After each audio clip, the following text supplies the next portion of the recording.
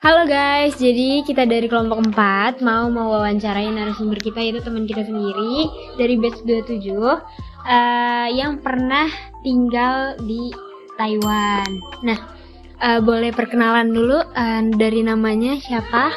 Nama aku Cleo Putri Sansa Jumadila. Aku batch 27 ilmu komunikasi juga di LSPR. Nah, aku mau nanya beberapa tentang pengalaman kamu ya, yang pernah tinggal di Taiwan. Jadi apa sih yang menjadi perbedaan budaya yang paling mencolok antara di Indonesia atau di Taiwan? Menurut aku budaya yang paling mencolok di antara Taiwan sama Indonesia tuh mungkin individualis, karena di sana lumayan individualis, sedangkan kalau di Indonesia itu orang-orangnya ramah, masih kayak kalau ketemu satu sama lain tuh masih saling sapa-sapaan. Di sana tuh itu bukan hal yang normal, itu termasuk salah satu culture shock aku di situ. Kayak walaupun kita tinggal di satu rumah, satu kosan, satu apartemen, kalau papasan tuh bener nggak ngomong apa-apa, bener masing-masing, malah aneh buat saling kayak nyapa selamat pagi atau hai. Karena kalau di sini kayak biasanya nyapa, biasanya nyapa, respect gitu ya. Malah kalau nggak nyapa dianggapnya sombong. Iya, gitu. Oh, berarti perbedaannya sangat cukup. Iya, individualisnya lumayan tinggi di sana. Oke. Selanjutnya itu ada bagaimana kamu mengatasi dan beradaptasi dengan perbedaan budaya yang ada?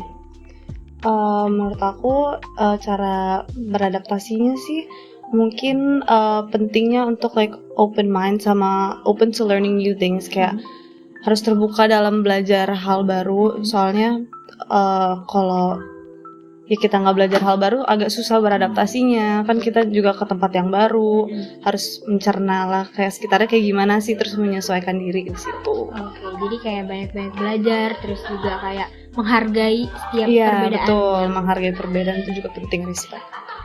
Nah, yang selanjutnya itu kalau ada perbedaan budaya yang baik buat kamu, buat dilakuin di Indonesia, apa kamu mau terapkan budaya tersebut atau gimana? Maksudnya untuk perbedaan budaya di Taiwan sama di sini? Misalnya ada perbedaan nih di Taiwan sama Indonesia. Nah itu yang nggak ada di Indonesia tapi kayak baik nih buat Indonesia, apa kamu mau terapin itu?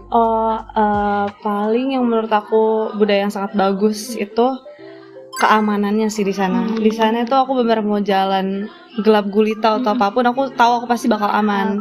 Sedangkan kalau di sini masih agak takut kalau di luar sendiri udah malam gitu, jalan kaki sendirian itu agak takut sih. Kalau di sana tuh udah dijamin aman, pastinya gitu. Keamanan.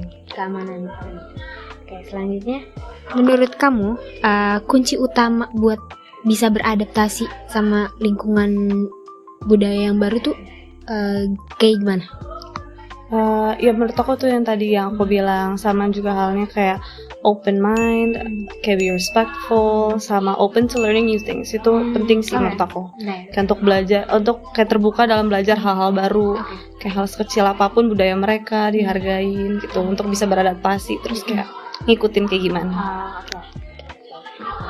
Nah, bagaimana culture shock itu bisa mempengaruhi kamu, dan kondisi apa itu bisa mempengaruhi mental kamu juga. Jadi kayak di sana kayak ada perbedaan apa itu yang kayak tadi kamu bilang culture shock yang kamu rasain kayak individual, apa itu kebawa sampai ngerasa ke mental health kamu atau enggak? Aku pas pertama kali pindah ke sana sih mungkin karena aku nggak bisa bahasa Mandarinnya, itu culture shocknya lumayan kaget banget, dan itu aku sempet stres sih jujur 2 minggu, sebulan pertamanya tuh kayak masih agak susah beradaptasi. Tapi ya sekali lagi mungkin terbuka untuk belajar hal baru, kayak misalnya aku akhirnya belajar bahasa Mandarin setelah sama aku juga ambil les di sana sih.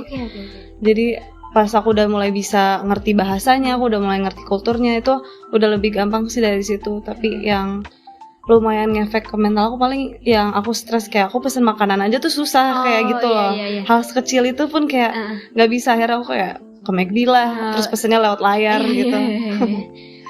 Itu sih paling. Oke, selanjutnya itu apa stereotip yang paling umum yang orang-orang Taiwan itu miliki tentang Indonesia? Apa yang mungkin persepsinya kalau kayak kita kenalan terus kayak oh kamu orang Indonesia gitu. Persepsi mereka paling kayak oh kamu di sini buat kerja ya. Soalnya kan di sana kan banyak tenaga kerja Indonesia atau TKI di situ. banyak ya. Jadi paling kayak mereka persepsinya oh kamu di sini kerja atau belajar biasa gitu. Oke, jadi kayak nganggapnya kalau orang Taiwan tuh kalau Indonesia ke sana pasti Buat kerja. Gak jauh-jauh dari kerja biasanya gitu. kayak Oke. gitu. Nah, selanjutnya lagi apa kamu merasa stereotip ini lebih banyak yang positif atau yang negatifnya? Kan kita nggak tahu ya kalau misalnya orang mungkin dari Indonesia niatnya udah mau kerja atau apa. Nah, mereka tahu budaya baru di Taiwan tersebut kan pasti agak mempengaruhi individu yang di sana kan. Jadi kayak mungkin apa kamu pernah ngalamin pengalaman mungkin teman kamu atau siapa yang ada yang kamu tahu gitu? Kalau yang terkena sama stereotipnya enggak sih, orang-orang sana lumayan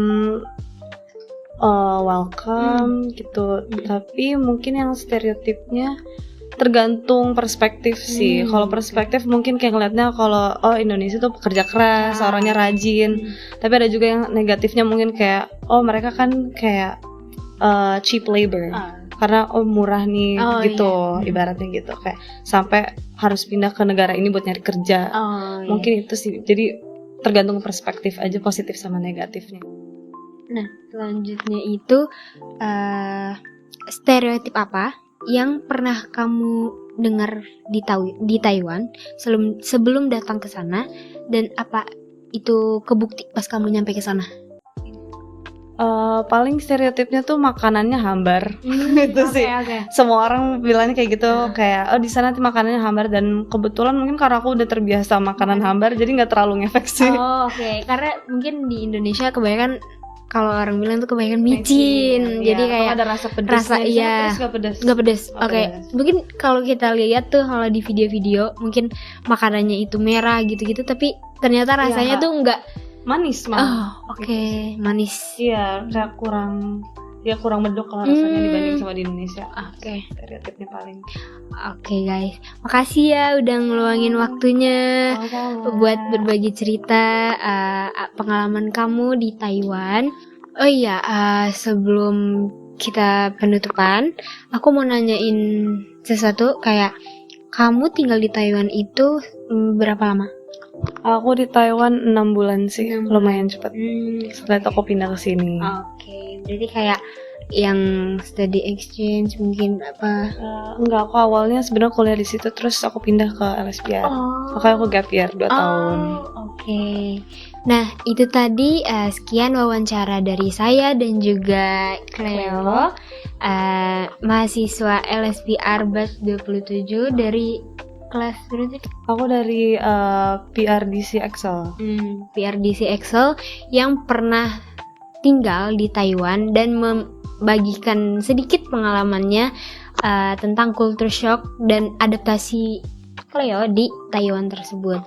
Mungkin itu saja yang bisa saya kasih dan saya wawancarai. Mungkin bisa menambah wawasan teman-teman yang mau pergi ke Taiwan, jadi kayak punya bayangan mau harus ngapain, harus kayak gimana. Nah, itu dia sekian wawancara dari saya. Kurang lebihnya mohon maaf. Sampai jumpa di berikutnya. Bye-bye.